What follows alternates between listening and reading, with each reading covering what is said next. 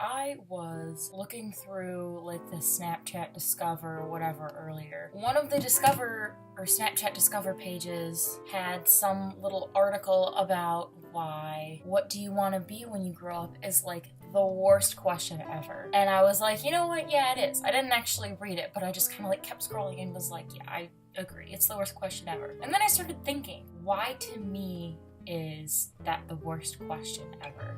And it's funny because that's one of the most common questions, especially as someone who just graduated college, and I have some cousins that just graduated from high school. Those tend to be like the two biggest groups of people that people are constantly asking, what do you want to be when you grow up? What job do you want? What are you going to do with the rest of your life? What comes next? First of all, I don't think it's really anyone else's business. I mean, if you want to talk about what your future plans are, that is perfectly fine. You can do whatever suits your fancy. However, when you don't know or you're not sure or your plans aren't quite set in stone like mine currently are, that is such a frustrating thing to be asked because it gets asked all the time. Friends, family, people's parents, random strangers. I have so many adults in my life, like actual adults, that are still trying to figure out what they really want to do with their lives. When I was at the end of my junior year of college, I started working at the Payless in the town where I went to college.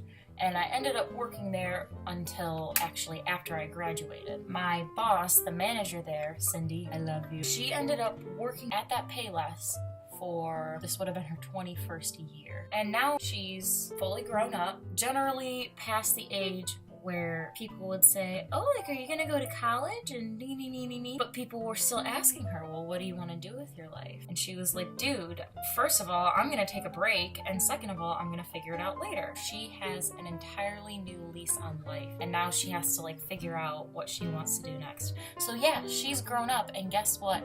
She still has to figure out what she wants to be when she grows up. Example 2. When my parents first got married, my mom was making more money than my dad was, and she would negotiate contracts for hospitals, and my dad was an architect. When they first had my sister, my mom would actually go on the business trips and go out and go into the office, blah, blah, blah, and my dad was working from home, doing kind of like some freelancing. And then when my dad started making more money, my mom ended up doing some working from home, and when I came along, my mom decided to just be a stay-at-home mom, basically. She stayed at home and did not have a job until I was 15 or 16. My mom decided to get a part-time job. She ended up working, I think, at Steinmart. Slowly but surely, over the last probably like 7 or 8 years, she's kind of slowly been working her way from going back into retail. Then she started getting into more like the medical field. She ended up working at a facility